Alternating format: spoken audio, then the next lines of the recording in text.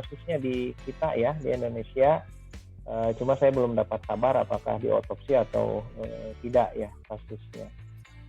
Jadi vaksin itu tidak ada yang 100% aman ya. Sama lah kayak obat begitu. Nah, yang paling dikhawatirkan itu kan gejala yang namanya shock anafilaktik ya. Kita mengenalnya dengan alergi obat lah.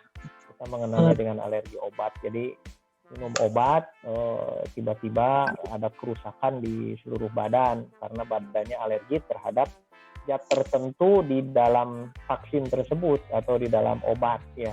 Belum tentu karena karena vaksinnya, bisa aja karena zat pencampur dari vaksinnya itu gitu. Dan tidak ada yang 100% aman vaksin itu. Adalah walaupun belum tentu kejadiannya itu berkaitan dengan vaksinnya itu sendiri gitu. Itu makanya suka ada angkanya tuh tingkat keamanannya vaksin misalkan satu kejadian di antara 100.000 vaksinasi begitu. Kejadiannya dimulai dari yang gejala ringan seperti merah-merah di tempat suntikan begitu sampai memang yang paling berat shock anafilaktik ya. Dan sama dengan pengobatan, diobatin walaupun cuma dengan amoksisilin, kalau dia alergi ya sama taruhannya bisa nyawa begitu. Nah, tapi makanya kalau divaksin itu kan yang udah pada divaksin kan pasti disuruh tunggu dulu begitu. Nah, kejadian yang akut itu biasanya terjadinya segera ya setelah disuntikan. Nah, kalau yang reaksi lambat biasanya juga bahayanya juga lambat begitu. Jadi makanya kalau habis vaksin ada gejala-gejala sakit begitu memang harusnya segera lapor. Jangan diam saja. Nah, termasuk kasus yang meninggal itu yang kemarin agak terlambat sepertinya ketika meminta pertolongan begitu. Itu. Sementara ini vaksin yang relatif aman karena sudah dipakai banyak dan angka kejadian pasca vaksinnya itu kecil sebetulnya Sinovac. Aduh, aman betul ya. Relatif aman. Ada keluhan ini itu tapi yang sampai berat itu ada yang meninggal juga satu tapi kelihatannya kalau baru dari cerita aja itu bukan karena kejadian vaksinnya begitu. Dan penggunaannya kan udah jutaan itu Sinovac itu dan angka kejadiannya kalaupun ada kecil sekali begitu. Jadi relatif aman. Gitu. Kalau masalah vaksinnya ya lebih baik divaksin lah karena manfaatnya jauh lebih tinggi daripada kasus-kasusnya. Dan kasus-kasus yang terjadi juga kalau ditangani dengan benar, orangnya kalau segera lapor kalau ada kejadian sebetulnya bisa diatasi, bukan sesuatu yang tidak bisa diatasi. Gitu. Itu mungkin sedikit penjelasan. Maka ekonomi deh repot ya. Tapi kita ya. Sibuk ya, Chef? Bari ngadamelan sesuatu. Mangga gitu. Pembiaya pertarosan mangga. Chef. Halo. Dokter. Oh, Pak Haji ya. Pak Dokter. Ya, masuk. Langsung aja katanya, Agus. Kita yang Mangga kalau ada pertanyaan, mangga, insya Allah. Gus, gantian. Kalau vaksin gotong royong tuh sama, vaksinnya apa sih? Sinovac juga atau berganti nama aja atau itu vaksin beda lagi? Sinovac. Jadi kemarin kan ramai ada vaksin Nusantara, ada vaksin gotong royong begitu ya. Kurang lebihnya beginilah. Vaksin Nusantara itu sebetulnya vaksin dari luar juga, cuma diberi nama Nusantara begitu. Kalau yang Nusantara itu yang dibawa-bawa Pak Terawan itu sebetulnya. Jadi samanya dengan Sinovac, cuma namanya diberi nama vaksin Nusantara begitu, supaya terkesan dia ada Indonesianya gitu, padahal tidak begitu. Itu yang Nusantara singkatnya, yang saya pahami begitu. Terus kalau yang gotong royong, nah itu yang murni vaksinnya dari mulai sampelnya, pengambilan dan lain sebagainya itu dilakukan di Indonesia karena kita sebetulnya mampu begitu. Kalau alam ya. Mungkin orang ekonomi lah yang lebih paham. Tapi Iya, kalau betul. vaksin gotong royong itu, nah itu sebetulnya yang kalau saya tidak salah saya pelajari baca-baca itu yang sebetulnya murni kita yang buat. Dan kasus COVID-nya juga kasus COVID di Indonesia. Jadi sebetulnya lebih real untuk Indonesia karena jenis sesuai ya. virusnya memang yang ada di Indonesia begitu. Kalau masalah mutasi itu sebetulnya normal. Jadi virus itu kalau dalam jumlah banyak di mana-mana ada, maka itu pasti akan mutasi begitu dan itu sesuatu yang normal. Nah, mutasi itu yang perlu dicermati apakah dia menjadi lebih ganas atau tidak. Di situ sebetulnya. Dan sebetulnya kebanyakan mutasi itu melemahkan virusnya sebetulnya kebanyakannya begitu. Jadi belum tentu. Termasuk kasus yang di India itu belum tentu karena virusnya ganas walaupun diduganya seperti itu. Belum establish sampai ke sana. Justru yang diduga itu mungkin tingkat keganasannya sama, cuma masyarakatnya karena sudah mulai ada vaksin, dia merasa aman begitu. Jadi tidak peduli, ditambah ada perayaan hari besar yang mandi di Sungai Gangga dan lain sebagainya. Nah itu yang disinyalir terjadi tsunami COVID istilahnya ya di India. Itu sebetulnya yang dugaan yang paling kuat itu. Jadi belum tentu karena ganasnya virusnya sebetulnya. Walaupun ini masih dalam observasi. Ya artinya kita harus tetap hati-hati. Yang heran di kita kan kalau mudik, kalau bisa mudik, bisa menembus mudik, malah seneng begitu kelihatannya. Ya itulah faktanya di Indonesia ya. Padahal kalau lolos mudik itu kan kalau dalam kondisi wabah itu justru membahayakan gitu buat kita semua. Itu mungkin tanggapannya kan. Ada hadisnya kan, sebaiknya jangan keluar kota kalau ada wabah ini. Tapi yang pakai gotong royong udah banyak, Dok. Apa? Yang pakai gotong royong udah banyak. Oh belum, itu penelitiannya belum mulai, Kang Agus. Jadi setahu saya yang gotong royong itu baru mau mulai fase penelitiannya, baru kan ada fase 1, fase 2, fase. Beda saya, Dok, yang gotong royong itu yang Sinovac punya, yang diimpor dari Cina, yang lagi diteliti itu yang vaksin Nusantara, yang dokter Terawan. Oh iya. Gotong royong itu benar. yang Sinovac punya. Yang itu ya, BUMN itu ya? Tidak, BUMN beda lagi. BUMN itu pakai Sinovac. Yang gotong royong diimpor sama Kadin buat ya itu saya kebolak-balik yang mana-mana juga jadi pusing karena banyak ujung-ujungnya banyak kepentingan sih jadinya gitulah. Tapi intinya gitu, jadi vaksin itu ada yang yang murni diambil dari kita itu belum berjalan penelitiannya. Sampai kemarin itu minta dana dari masyarakat kan, dibutuhkan dana sekian begitu. Hanya kan ya di kita kalau nggak didorong oleh pemerintah susah ya untuk dana penelitian itu. Faktanya sekarang ya kondisinya kan pemerintahnya sedang kerepotan juga kelihatannya perekonomiannya. Gitu. Jadi kalaulah di awal memang mau fokus sebetulnya itu bisa, tapi ya rupanya mungkin arah ininya kan ke yang lain lah begitu arah pembangunannya gitu. Jadi kesehatannya dalam tanda kutip ya akhirnya begitu gitu kondisinya. Kalau rata-rata vaksinnya sih dari luar karena belum ada satu pabrik perusahaan yang mampu mengcover semua kebutuhan vaksin dunia ya, belum ada. Mau Pfizer, mau Moderna, mau AstraZeneca, mau yang lainnya. China juga ada beberapa kan, ada Sinovac, ada yang lain juga begitu. Ada 3 kalau tidak salah. Nah, semuanya memang harus melalui itu ya, harus lolos. Nanti ujung-ujungnya harus lolos WHO ya. Kalau kemarin itu tiap negara saja dulu masing-masing begitu, kita sendiri lolos. Tapi di WHO itu Sinovac itu belum lolos sebetulnya. Di WHO-nya ada teman saya yang di WHO di situ, dia menyampaikan Sinovac itu belum lolos.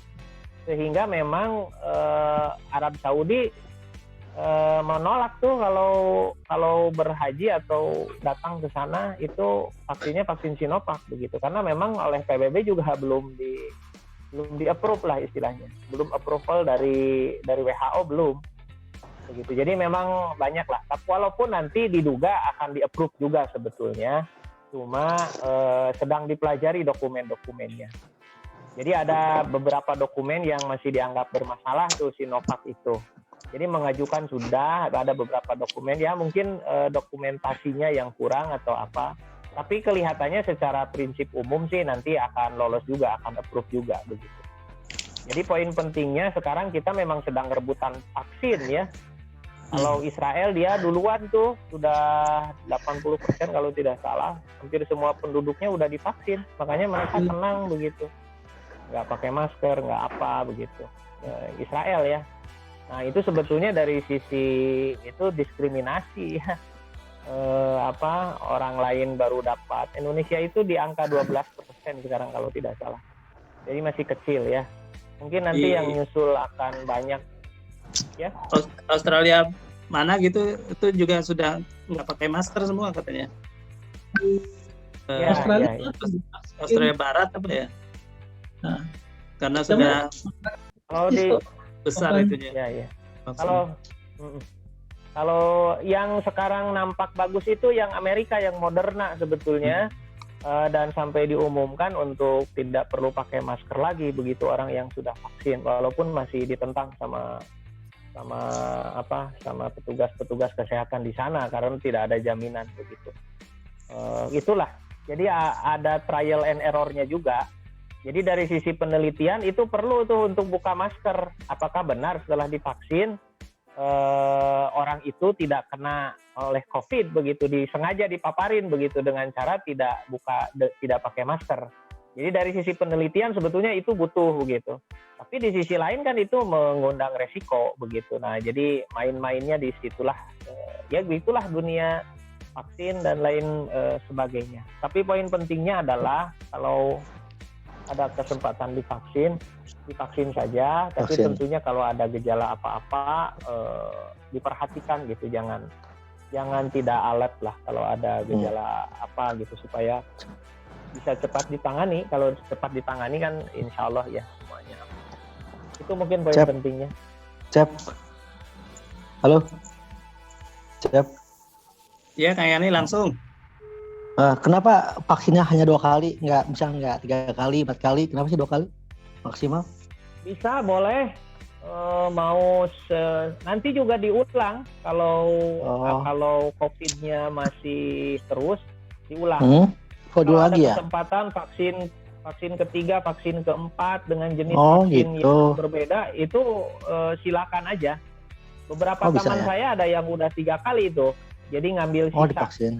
Kan COVID itu untuk 10 orang ya, satu vial itu untuk 10 orang. Nah sebetulnya dosisnya itu buat 11 orang. Nah, jadi dia ngambil yang sisanya itu.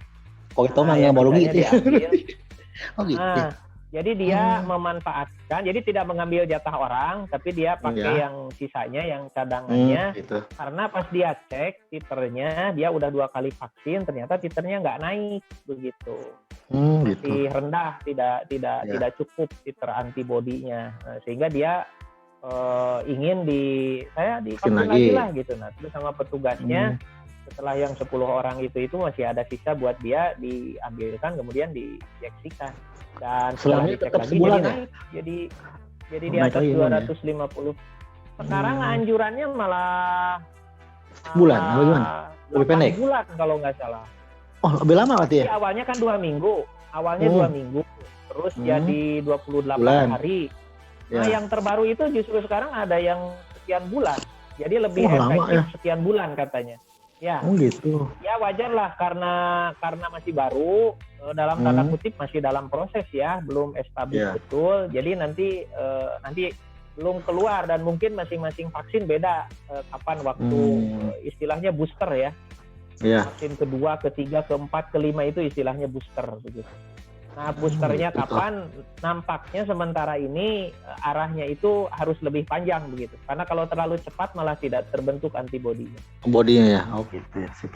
Oke, makasih ya. Ya. Jadi boleh Cuman tuh ya. mau beberapa kali mau apa, tinggal sampaikan aja saya pernah divaksin anu berapa lama. Oh. Nanti kalau ada kesempatan divaksin lagi nih boleh. Dan itu Boleh. kan akan diulang kalau wabahnya belum tertangani. Nanti mah jadi kayak jadi kebutuhan Anak kecil ya. terus menerus aja kalau selama wabahnya masih belum terkendali ya. Iya. Dan diduga kan tidak akan hilang wabahnya ini, cuma bisa dikendalikan atau tidak begitu. Oke, siap. Aku penginter. Nun ya. Nun cep. Siap. Nggak usah khawatir di vaksin sih. Hah? 10 kali kan. Aku dengar kali nih. 2 kali. Udah dicek antibodinya belum, Sir? Habis Udah. divaksin? Udah ambil darah. Berapa? Kalian berapa normal kan? Bagus kata dokter, saya nggak ngeliatin lupa lagi. Berapa katanya itu? Bagus sih kalau hasilnya. Nggak ada komen di hasil itu. Bagus. Terbentuk ya antibodi. Bentuk ya. Setelah yang kedua ya. Kalau yang pertama belum dicek, yang kedua dicek. Itu Kalau Kang udah Dadan terbentuk ada antibodi gitu kena nggak? Kuat, kayak kos Avenger kuat. Kumaha Kang Agus? Itu kalau udah kayak Basir tuh antibodinya udah terbentuk tuh, masih ada resiko terkena nggak? Kalau pas ininya antibodinya turun nanti. Nah itu kok capek ya. Ya biasanya ada jangka waktu sih, lebih ke jangka waktu Kang Basir. Ya. Jadi antibodi itu bisa bertahan selama sekian lama. Dugaan sementara itu antara 6 bulan sampai 2 tahun bisa bertahannya. Gitu. Pasti masih ada masanya nanti ya, masanya. Ada masanya kan, sama kayak di vaksin cacar itu Ya, bertahannya sampai berapa lama gitu. Itu ada gitu. Tapi ada juga vaksin yang dia seumur hidup ada begitu. Tapi secara umum in general vaksinasi itu suatu saat perlu di booster begitu. Oh gitu. Ya, jadi nanti kalau ternyata udah turun, diketahui turun, ya di booster aja lagi, divaksin lagi sekali dia. Diulang ya.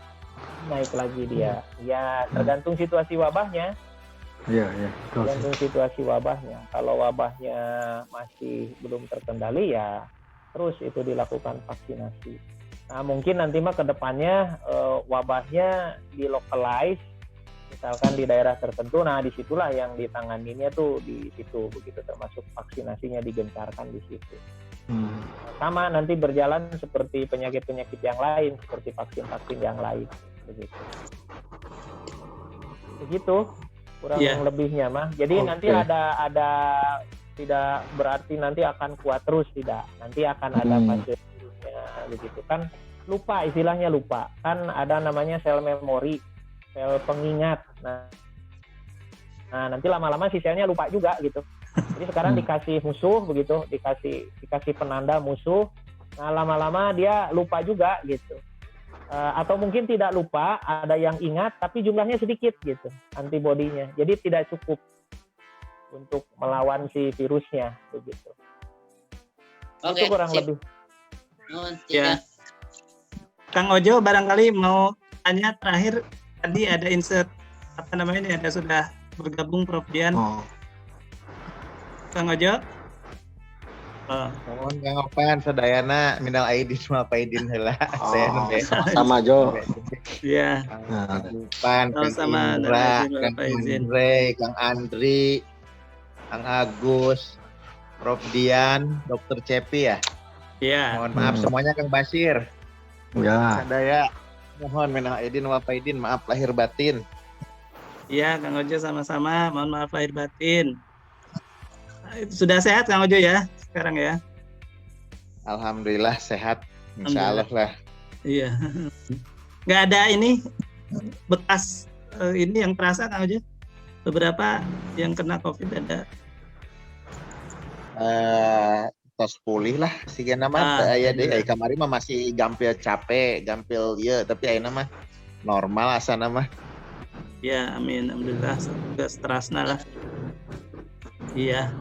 Amin. Sudah rajin latihan, Kang. Mohon no, Olahraga abdi ya? tacan olahraga. Ya, jadi poinnya pada pengembangan paru-paru, rehab pengembangan paru-paru. Nya Iya. kudu dilatih sinaha hehoh lah gitu kurang lebih nama. Nah, Oh, mohon iya. eta. Oh, no eta teh. sapedahan nang bulu tangkis. Biasa Eta mah- tiasa naon wae, tapi intinya mah memaksimalkan kapasitas vital paru-paru begitu. Intinya mah itu. Eta mah kasadayana ya, sanes Kang Ojo oge tiga nama. Iya. Kirang olahraga. Nu kirang olahraga. Saudara-saudara.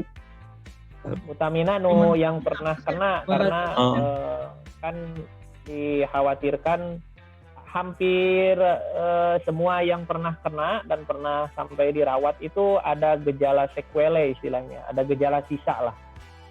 Itu hampir pada semua, mungkin cuma 5% menurunnya pernapasan. Ada yang sampai gejalanya istilahnya prolong ya, prolong COVID istilahnya. Jadi sampai sekarang pun dia udah beberapa bulan dia masih kemampuan bernafasnya masih belum kembali. Berat ya.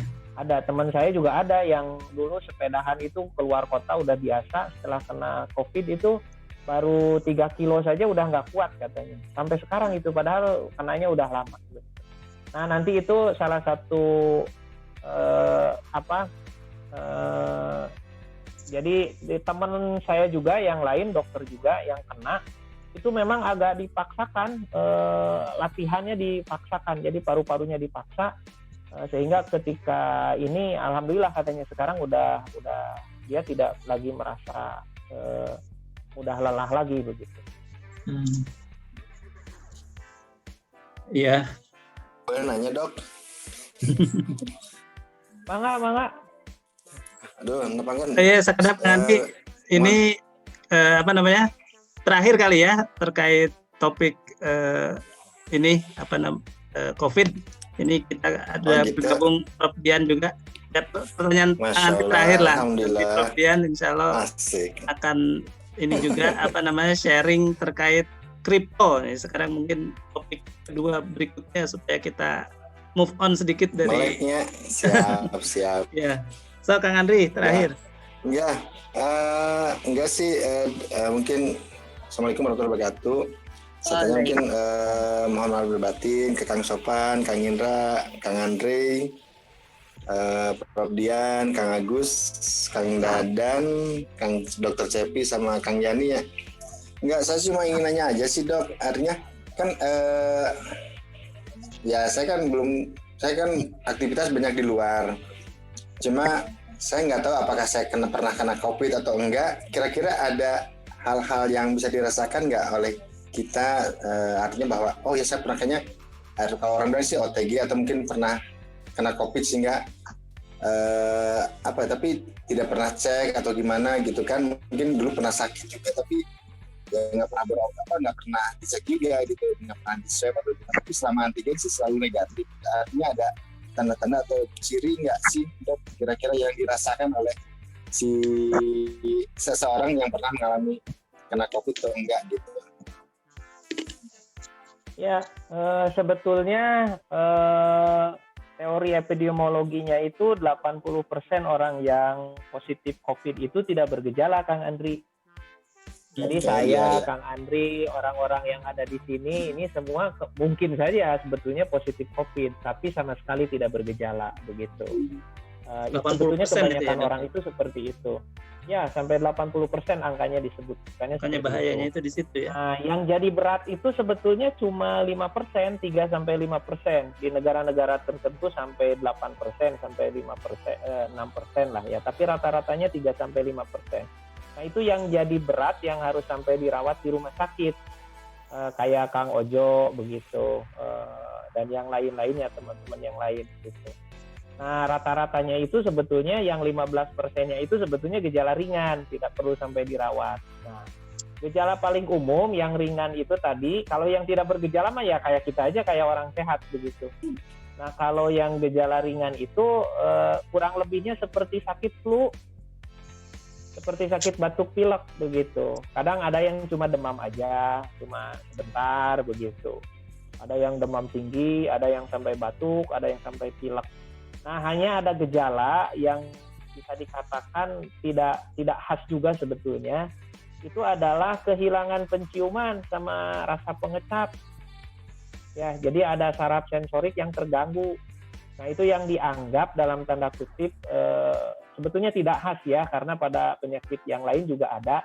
Tapi banyak sekali kejadiannya ini pada kasus positif COVID gitu. Itu Kang Andri paling jawaban yang bisa disampaikan kurang lebihnya seperti itu. Jadi memang kita nggak bisa nih, saya sendiri tidak yakin apakah saya ini negatif atau tidak begitu. Apakah positif atau tidak, sama semua juga tidak yakin. Hanya kalau ada gejala segera saja. Terus kalau kira-kira kita kayak ada flu gitu, kita harus sudah alert langsung ya, pakai masker dan lain sebagainya supaya tidak menularkan ke teman-teman atau ke saudara kita ya yang lain begitu. Makanya yang kalau sakit ya jangan ke masjid lah, kalau jangan kemana-mana dulu lah kalau begitu, mengamankan orang lain juga gitu dari takut kita menularkan. Nah, pemahaman-pemahaman seperti ini yang memang harus terus ya, kalau sakit segera periksakan, segera kita dalam tanda kutip mengisolasi diri begitu, minimal pakai masker lah termasuk di rumah kalau kita sakit itu. Itu mungkin tanggapannya Kang Andri. Ya, hatur nuhun Dok, hatur nuhun Kang Cepi. Ya, nuhun mangga, hatur nuhun. Sama-sama. Ya, atur nuhun Dokter, atur nuhun Kang Andri. Ya, sekali lagi mungkin saya tadi sudah buka ya, pengantar bukan buka. Apa namanya? Alhamdulillah kita bersama dalam forum ini untuk saling halal bihalal silaturahim ya. Dari saya tadi juga sudah mohon maaf lahir batin. Terima kasih juga Prof Dian sudah bergabung, Dr. Cepi, Kang Dadan. Ini Prof Dian mohon maaf sudah nelpon nih Mary tapi nggak diangkat.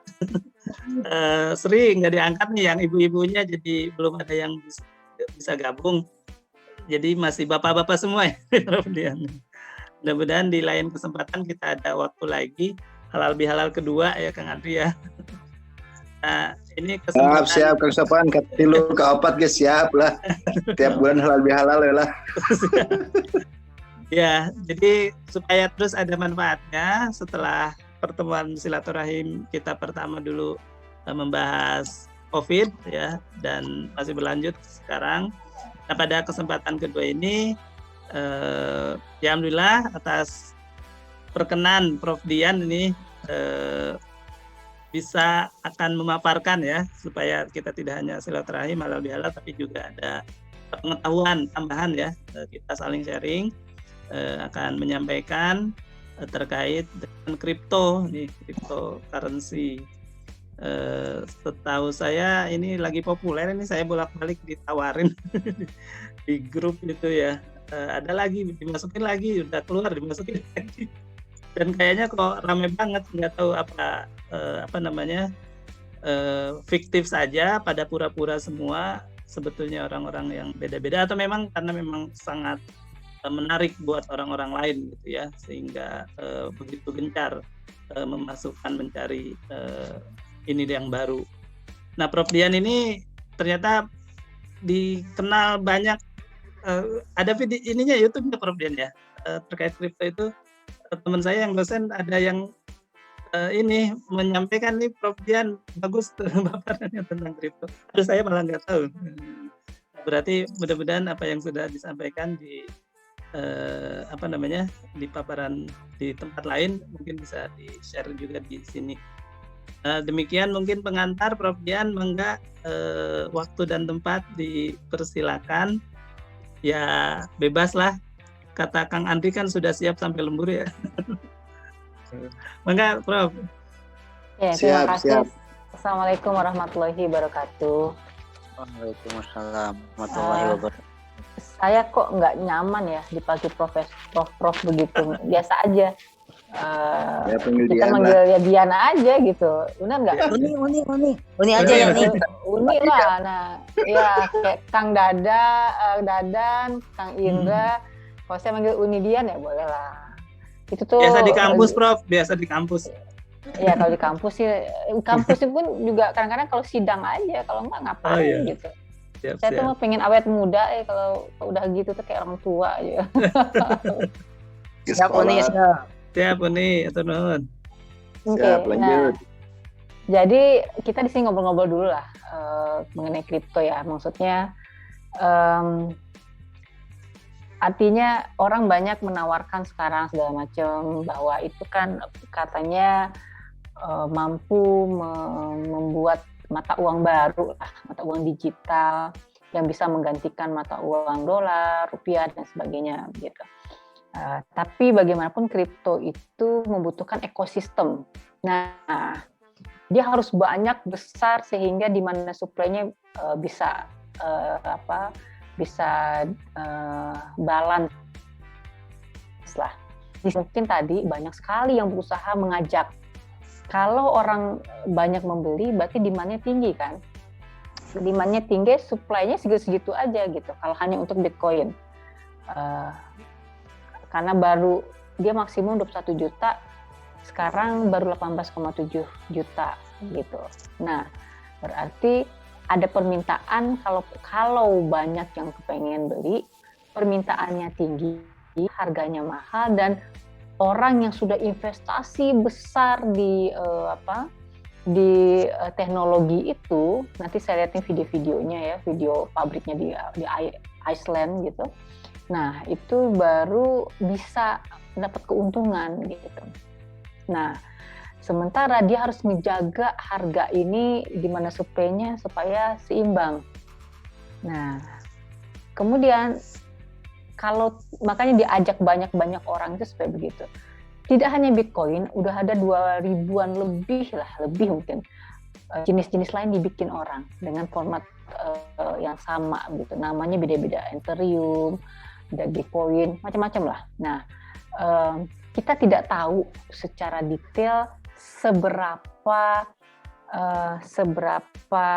orang-orang merek judul-judul lain atau merek-merek lain tuh memiliki teknologi yang sama begitu, algoritma dan sebagainya. Jadi itu black box lah. Black box. Saya tidak jamin juga orang-orang yang menawar-nawarkan tahu mekanisme dan produk bentuknya gitu. Nah, Satoshi namanya Satoshi Nakamoto ini nggak pernah ada orangnya. Oh. Jadi ada jurnalnya bukan? Ada jurnalnya Satoshi Nakamoto itu. Tapi orang di dunia ini nggak pernah tahu siapa orangnya. Tapi nggak tahu, yang terakhir saya baca setahun yang lalu nggak ada satupun orang yang menebak-nebak ya ini bukan Satoshi, yang ini bukan, kalau ada apa.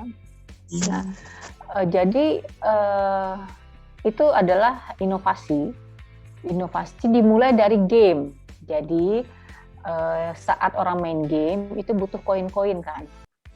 Nah, koin-koin itu beredar di antara orang-orang yang main game. Dia menang game, dia dapat koin. Koin itu bisa ada fisiknya, bisa tidak. Kemudian di transfer, saya bayarnya pakai koin ini aja ya kalau saya menang ya. Itu komunitas itu dulu tadinya. Nah, kemudian oleh Satoshi ini dibikin, ini bisa jadi mata uang beneran gitu kan. Nah, pakai algoritma. Algoritma itu dia bungkus seinovasi, memang dia cerdas ya, seinovasi mungkin sehingga mampu membuat diblok sampai 21.000 khusus untuk Bitcoin. Nah, 21 juta Bitcoin ini itu adalah maksimum. Sehingga pada saat itu masih kecil-kecil jumlahnya, itu harganya sangat murah. Dan pada saat itu udah beredar di kalangan tertentu, ada yang beli pizza, diterima gitu. Udahlah kamu, misalkan gini, saking saya juga main game, kemudian misalkan Agus, Teh Dian, saya mah bayarnya boleh, misalnya beli misalkan saya jual baju gitu. Teh Dian, saya tuh punya cash nggak banyak ya, tapi saya punya koin banyak nih, saya menang main game nih gitu. Saya juga pemain game gitu. Tadinya ya, awalnya saya main game. Ya udahlah, siniin. Saya kasih nih baju 5 gitu. Kamu beli bajunya pakai koin aja gitu. Nah, jadi udah kesepakatan nih sama-sama gitu kan. Nah, untuk produksi koin ini dibikinlah suatu mekanisme algoritma yang pakai decentralized gitu. Nanti saya ada gambarnya nih kalau boleh lihat ya. Kita coba. Boleh saya ini share screen? Biasa ada. Ya, Udah di. Ada.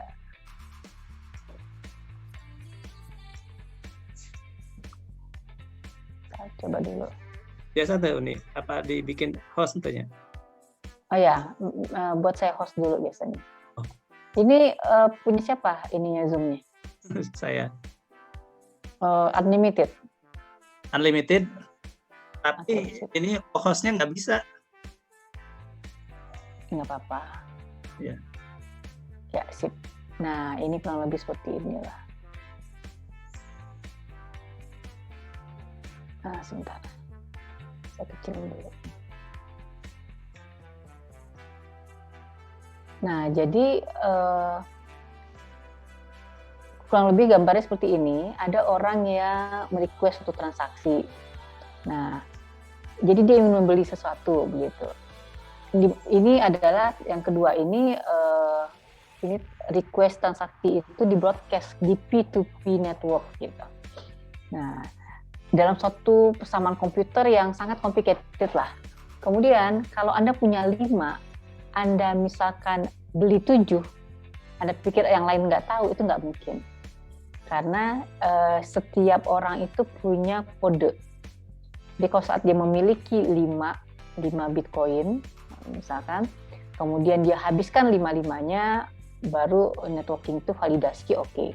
Atau dia cuma beli 2, sisa 3 gitu. Nah, ini tidak bisa, mereka mengatakan algoritma ini nggak bisa dibohongi karena itu terdesentralisasi ke misalkan 1.000.000 orang, 1.000.000 yang memvalidasi gitu. Nah, jadi networking nodes of nodes ini divalidasi, memvalidasi transaksi tadi, dan penggunanya itu memiliki algoritma tersendiri. Kemudian diverifikasi kontrak cryptocurrency-nya, catatan dan informasinya lengkap begitu. Jadi di sini orang itu tidak tahu siapa yang punya karena anonymous ya. Di sini hanya ada nomor. Saya punya 1, misalkan saya punya nomor saya, tapi kalau saya mau bohong nggak bisa gitu. Karena di algoritmanya dibikin kalau masuk 5 ya 5, kalau habis 2,5 sisanya 2,5 gitu. Nah, artinya karena itu terdesentralisasi ke banyak komputer, rasanya 1.000.000 orang tuh nggak bisa diajak bohong bersama gitu lah. Jadi ada mekanisme ini. Nah, kemudian yang bikin blok-blok ini apa? Itu algoritma tadi. Kalau lihat pabriknya di Iceland, dia punya prosesor yang memproses itu menggunakan energi listrik yang sangat-sangat besar untuk bisa menjalankan algoritma itu sampai menghasilkan 1 Bitcoin. Nah, dan itu investasi sangat besar. Pertanyaannya yang sekarang masih dipertanyakan, cost production itu siapa yang nanggung sih? Itu tuh belum clear gitu. Nah, tapi ini dibikin karena apa? Karena kesepakatan semua orang, kalau seandainya sepakat dan banyak yang tertarik, ini bisa menjadi mata uang bersama yang bisa disepakati bersama-sama gitu. Jadi misalkan kita satu kelas nih ya, satu kelas ada misalkan 60 orang FIS 3. Kita bisa punya mata uang sendiri gitu. Selama kita belanja sepakat, misalkan Indra punya toko baju, saya punya toko beras, Agus punya toko sepeda, nah segala macam. Saya beli sepeda Agus tuh dengan ini mata uang ini ya gitu. Agus terima. Tapi Agus mau butuh baju, dia pergi ke siapa? ke Indra yang jual baju dengan membayar pakai mata uang ini gitu. Nah, jadi selama kita semua bisa memenuhi kebutuhan kita bisa saling gunakan mata uang ini. Oke. Itu kalau medium of change ya. Cryptocurrency is medium of change, menciptakan, menyimpan blockchain setelah elektronik. Kemudian saat menggunakannya kita masukkan nomornya, enkripsi ininya. Kemudian mampu ada transfer fund dari satu ke orang lain gitu. Jadi Agus beli baju ke Indra misalkan 0,5 Bitcoin, tapi pas Indra mau beli sepeda dia harus transfer 100 Bitcoin misalkan. Itu kayak ini aja. Nah, tapi kalau ekosistem ini nggak terbentuk, susah, macet gitu. Ya, misalkan saya bilang, saya nggak mau pakai kripto deh, pakai uang cash aja. Nah, nggak ada gunanya tuh kripto dipegang orang tersebut gitu. Sehingga sekarang orang berlomba-lomba membuat orang itu banyak tergantung dengan kripto atau suka sama kripto, karena disitulah kekuatannya. Pada saat Elon Musk membeli 21 triliun Bitcoin dan dia mengatakan bahwa bisa lo beli Tesla pakai Bitcoin, berarti orang mulai nih, wah sekelas Elon Musk saja mau gitu ya transaksi Tesla dengan Bitcoin, itu berarti orang beli mobil beli apa itu sudah ada. Dan Elon Musk ini adalah influencer, dia bisa dibilang penarik bisnis lain untuk tertarik gitu ke sana. Nah, harganya langsung naik. Tapi dalam 24 jam harga turun lagi saat Elon Musk mengatakan bahwa nggak jadi deh, Tesla nggak boleh pakai Bitcoin karena Bitcoin itu saat menghasilkannya, mesinnya untuk menjadikan satu Bitcoin itu terlalu banyak konsum energinya.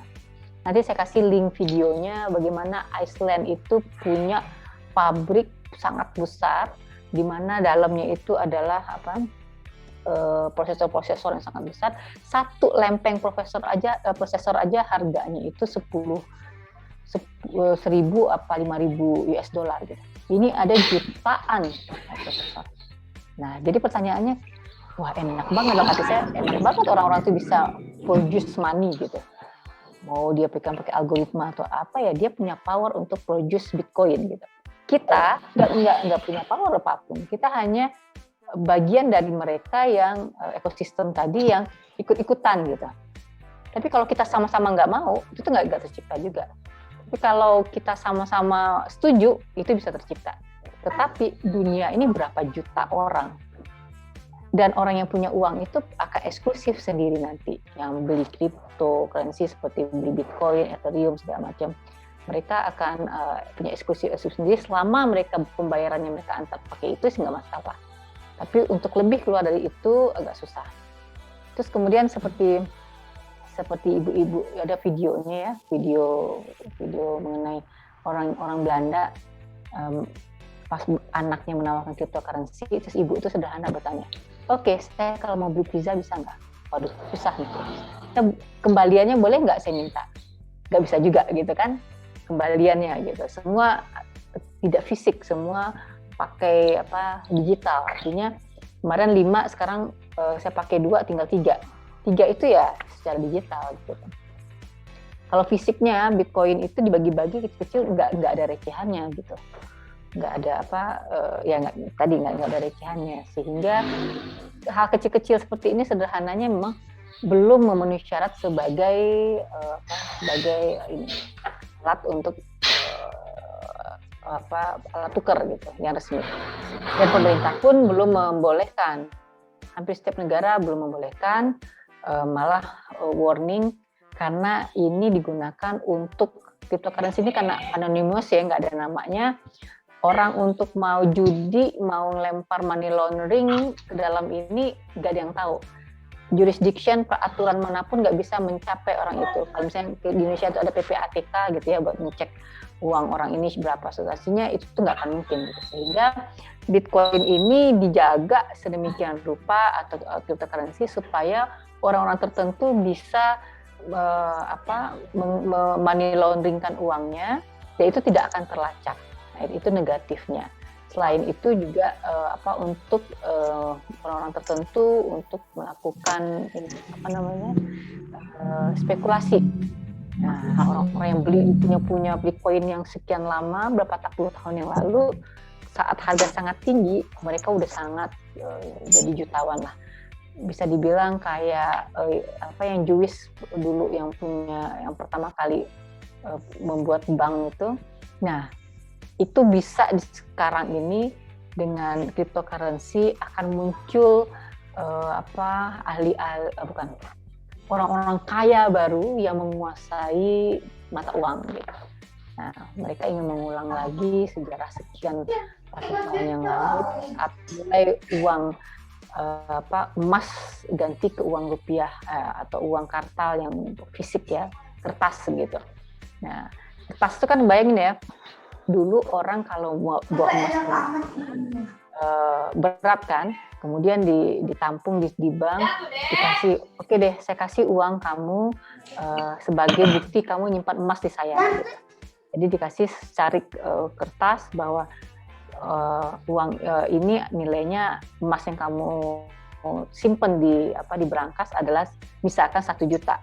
1 juta itu dibawa oleh orang itu untuk beli barang, diterima oleh pihak lain. Begitu seterusnya. Pertanyaan adalah emas yang batangan tadi yang dititipkan itu siapa yang menguasai? Nah, itulah Rothschild, keluarga Inggris, keluarga Yahudi di Inggris, di Eropa segala macam, mereka lah yang menguasai uang-uang itu gitu. Nah, kita merasa karena diganti sama kertas sudah berputar di pasar, kita udah merasa yang kita habiskan udah sama dengan uang emas yang kita misalkan saat itu dititipkan di brankas. Tapi sebenarnya fisik emas itu, yang penguasa fisik emas itu adalah orang yang punya powerful, yang bisa beli suatu negara. Nah, cryptocurrency itu bisa mengarah ke sana. Kalau Anda mempunyai fisiknya Bitcoin, cryptocurrency, mata uang itu, Anda bisa menguasai dunia sekian tahun lagi. Kurang lebih seperti itulah hayalannya. Itu persepsi sebagian orang ya.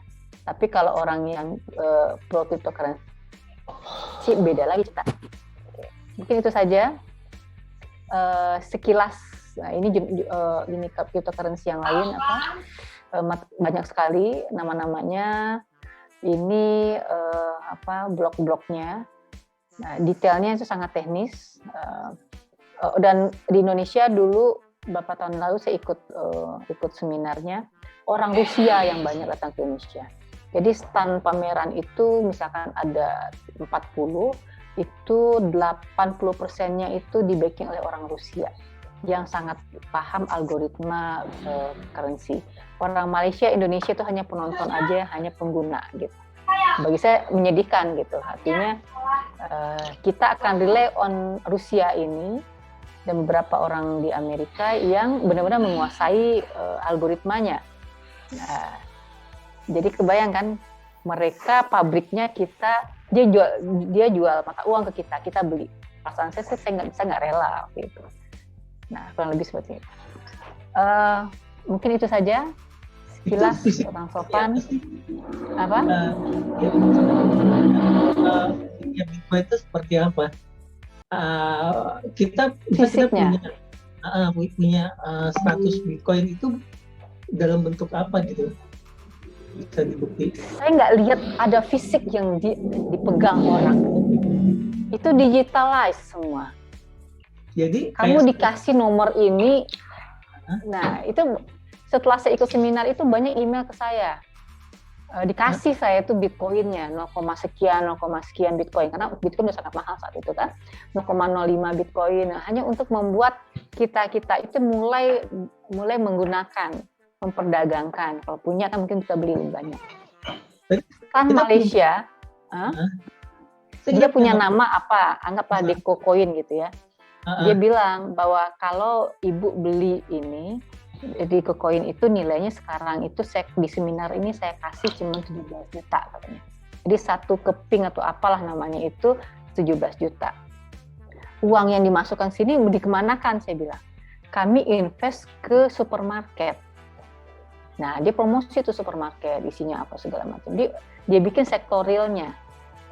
Nah, terus tapi kita harus beli 17 juta. 17 juta itu satu keping kecil lah. Tapi fisiknya juga kita nggak tahu saat itu. Digitalize gitu. Nah, kebayangkan digitalize itu nggak ada wujudnya gitu. Kita berarti atau apa? Bukti kita punya satu Bitcoin tuh apa buktinya? ada nomornya. Oh, dikasih Kayak nomor nomor gitu. Ya, ada nomornya, Akun. ada Akunnya ya? ininya, gitu. Macam akunnya. Ya. Jadi tapi mungkin kalau sudah punya satu utuh Bitcoin ya yang harga mungkin 657 miliar sekarang berapa itu mungkin ada dapat satu gitu, dapat satu ini apa Bitcoin yang berwarna yang tadi digambar itu gitu. Tapi kan masalahnya itu harganya sudah overpriced banget sekarang. Untuk transaksi itu pakai 0,00005 Bitcoin gitu. Misalnya beli kerupuk gitu ya, beli pizza gitu. Makanya sangat jadi dia makanya pas Tesla mengatakan dia bakal menggunakan, mulai orang merasa bahwa ya, udah worth it nih, bisa beli satu mobil gitu kan. Kalau saya punya itu gitu. Oh, udah bisa dibeli barang sekarang Bitcoin itu. Nah, ya katanya tadi tanggal berapa itu Elon Musk mengatakan bisa, tapi setelah itu diralat lagi sama dia, nggak jadi. Langsung turun kan 12%. Satu hari turun 15%. Harga. Jadi misalnya lu belinya, lu harganya udah gede-gede sih angkanya miliaran ya. Nah, itu turun 12-15%. Jadi kalau lu beli 600 sekarang dalam satu hari jadi 400 gitu kan, nyesek juga kan gitu. Nah, orang banyak menggunakan itu untuk apa? Untuk spekulasi aja. Saat lu beli 300 lu jual ini, tapi itu hipotetik ya kalau saya mikir ya. Berarti sekarang itu baru bentuk barang ada nilainya tapi nggak bisa dibelanjain, atau udah bisa dibelanjain juga? Tergantung mesinnya ada yang mau nggak. Di beberapa restoran di luar negeri ada yang terima Bitcoin. Kalau dia juga pengumpul Bitcoin gitu. Jadi misalkan gini, saya ngumpulin Bitcoin nih ya. Oke deh, lu beli ke restoran gua makan pakai Bitcoin nih, saya terima gitu. Karena saya sekaligus menabung di situ, investasi saya gitu. Makanya tadi yang harus itu terbentuk. banyak. Jadi antar kita itu bisa terjadi. Ya semakin banyak orang yang mau jual beli pakai Bitcoin, jalan itu. Boleh tanya komunikasi Bitcoin. Enggak, Dokter Cepi? Ya. Cepi. Bu Haji punten ya Mbak Naros ya. Kan kalau saya lihat jadinya kan apa ya, currency seperti ini, dan sebetulnya dengan mata uang kertas juga bukan tidak beresiko ya. Apa ada kaitan itu dengan ekonomi bubble dan lain sebagainya, ada istilah apa inflasi dan lain sebagainya. Nah itu kira-kira solusinya dan arahnya kira-kira kemana nih harusnya urusan dengan keuangan ini? Kalau saya mikir gini, salah satu alasan kenapa cryptocurrency ini muncul karena mereka sudah tidak percaya sama dolar segala macam, karena Amerika mencetak dolar suka mereka. Namanya quantitative easing konsepnya. Jadi Amerika butuh perang apa segala macam, cetak uang aja dia gitu. Cuma masalahnya kalau Amerika cetak uang, keserap mata uangnya itu keserap ke 200 negara.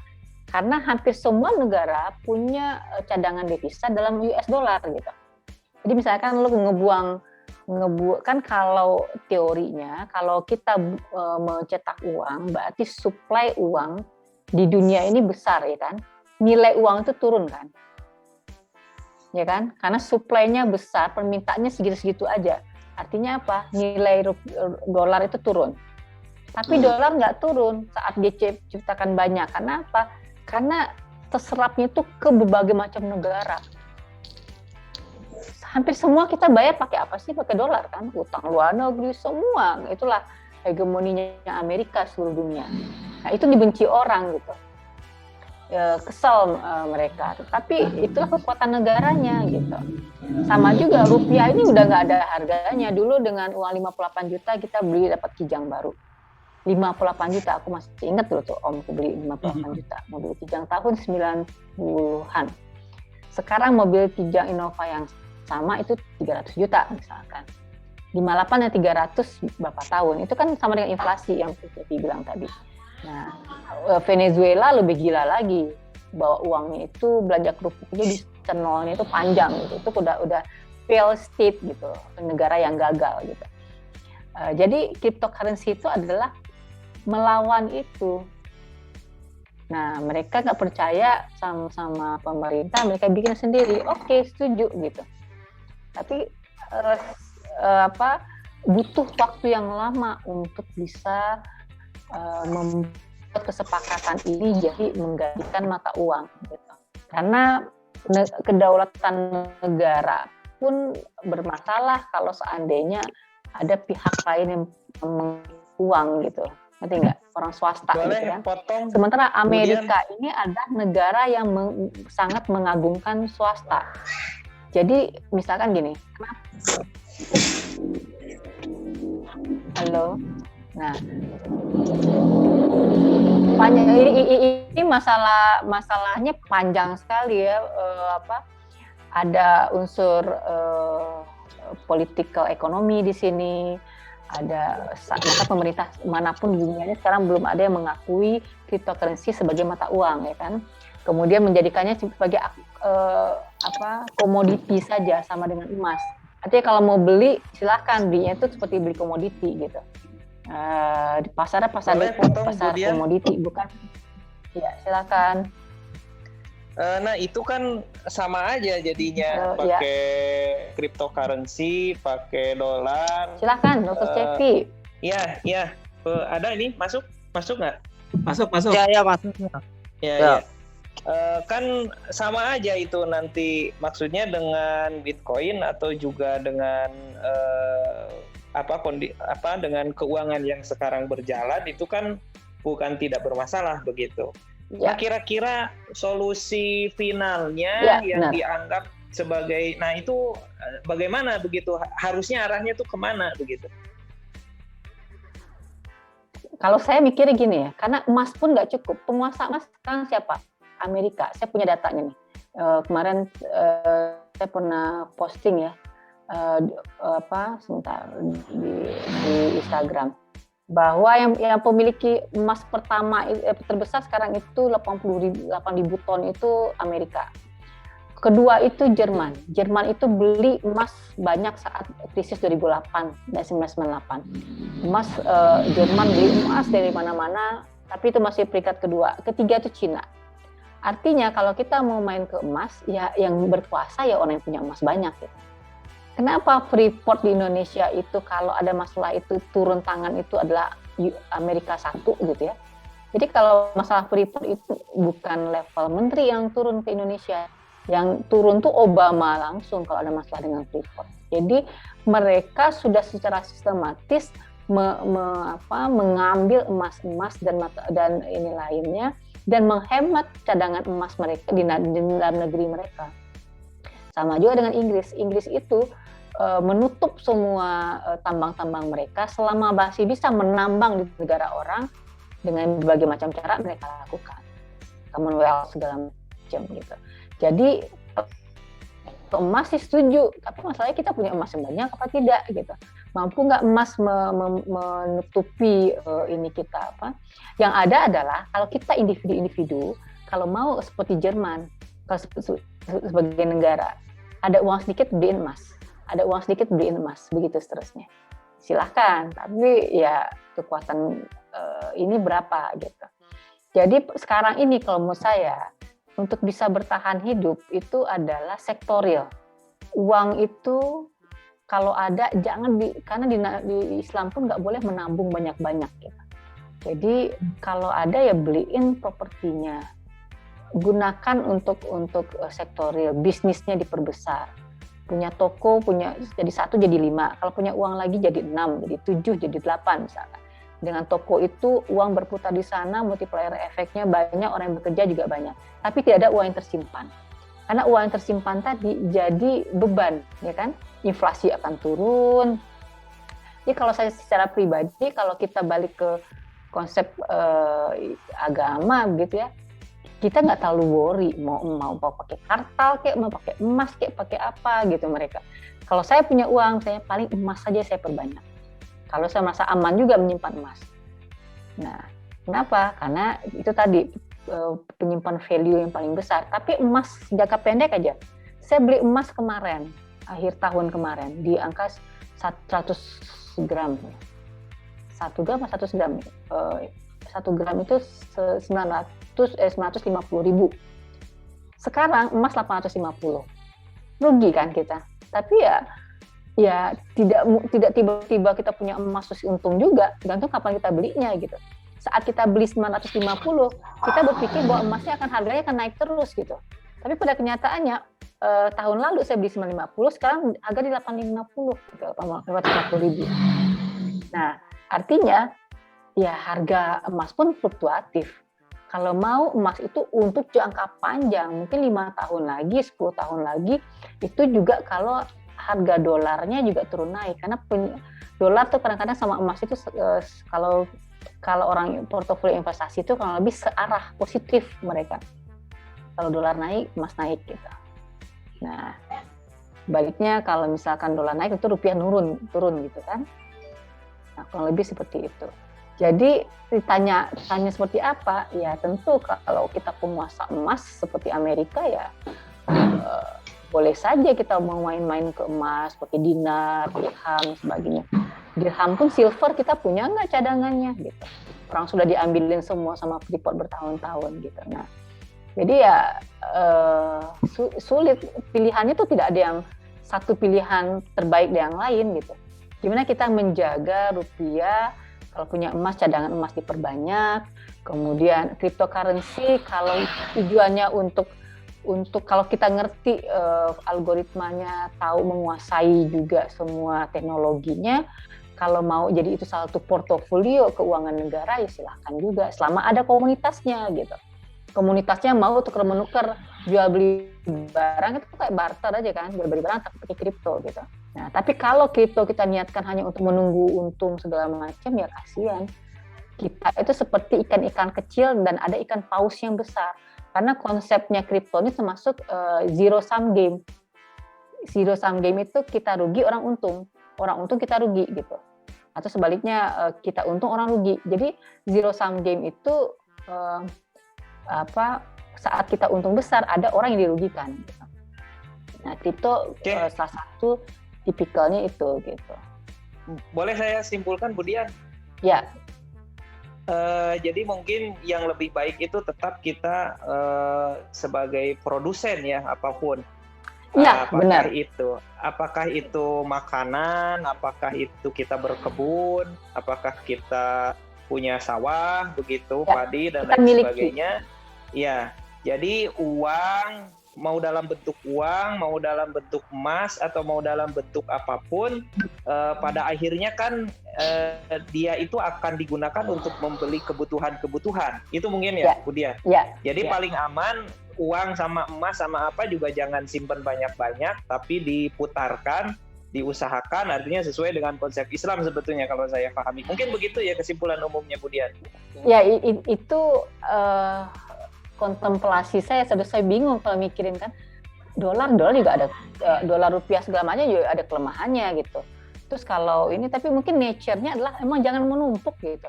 Jangan menumpuk itu jadi satu mata uang memperkaya kayak Paman Gober itu yang punya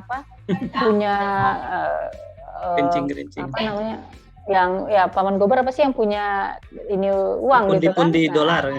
Pundi-pundi. Nah, kalau pundi-pundi emas, ya boleh juga asal emasnya juga besok-besok jangan hilang gitu. Ya kalau orang tahu kita punya emas banyak juga kita akan diincar orang karena itu sangat ini. Gitu. Atau negara kita punya emas saja sekarang, kita sudah udah direcokin orang dari dulu, politik kita dimainkan. Lihat aja Papua sekarang.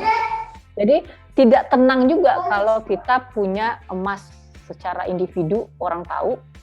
Kalau nggak tahu itu juga nyimpennya kita pasti di dalam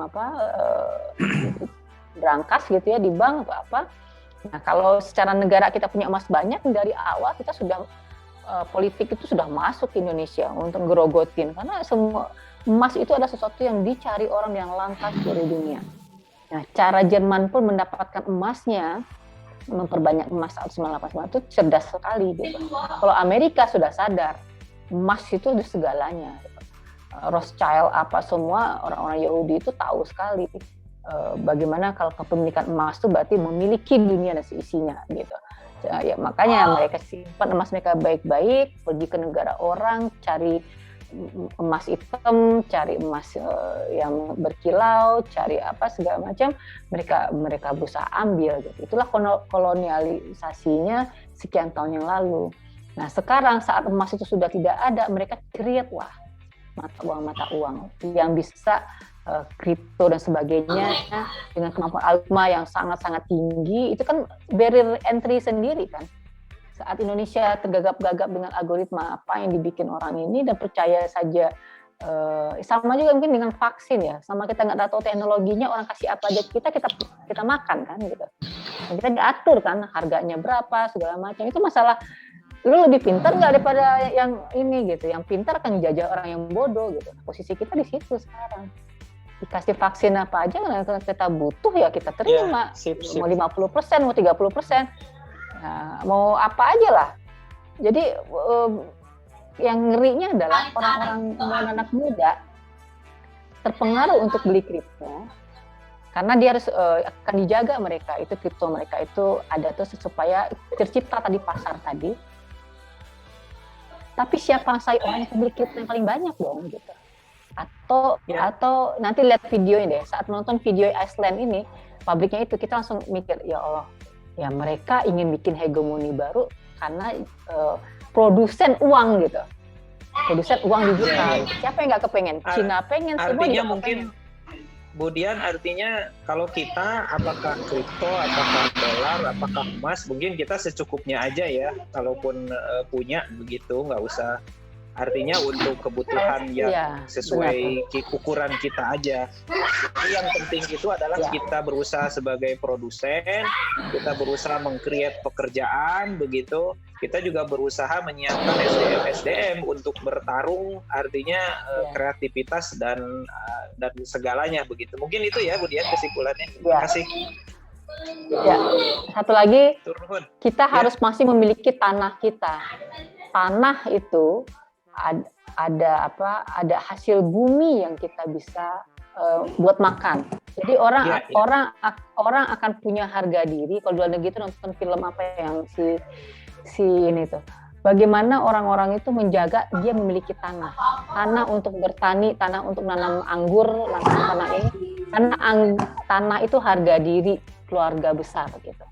Kalau nonton film Australia, bagaimana orang berperang bunuh-bunuhan untuk menancapkan benderanya di satu tanah atau rebutan. Film judulnya Australia kan juga gitu tuh pertama kali. Nah, artinya apa? Selain tadi emas, kripto segala macam, tanah kita ini jangan sampai hilang. Laut kita jangan sampai hilang. Karena laut itu sumber uang. Laut itu sumber kekayaan alam yang nggak berhenti. Tanah juga begitu. Nah, itu yang kita nggak peduli di Indonesia gitu.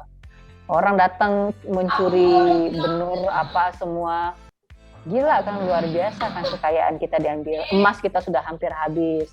Kemudian tanah-tanah kita ditanamin tidak bisa karena apa? Kita bikin pabrik-pabrik. Pabrik-pabrik itu hanya disampling barang-barang Jepang, barang-barang Cina gitu. Saya bilang gini, IPB itu berdosa karena dia sudah di portofolio Indonesia. Dia adalah Institut Pertanian Bogor. Dia bertanggung jawab untuk pertanian yang ada di Indonesia. Misalkan kalau ITB bertanggung jawab untuk teknologi, dia harus bikin teknologi karena dia memang portofolionya itu gitu. Nah, kalau kita kan hilang sekarang, pertaniannya jadi bank, kehutanan nggak peduli gitu. Padahal setelah kita tahu kita nggak bisa menguasai mata uang, kita harus menguasai laut, tanah, pertanian dan sebagainya. Karena tadi yang kata Cevi tadi bilang, gue nggak mampu punya emas gitu. Karena nggak ada yang punya emas. Gue nggak punya uang terlalu banyak. Ya udah kita kita melakukannya ya apa yang resource yang ada kita rapi-rapikan gitu. Nah itu yang karena memang kalau ada orang yang menyederhanakan, ya udah kalau gitu emas aja ya silakan kalau punya emas. Tapi Indonesia siap, kemudian atur nuhun. Siap.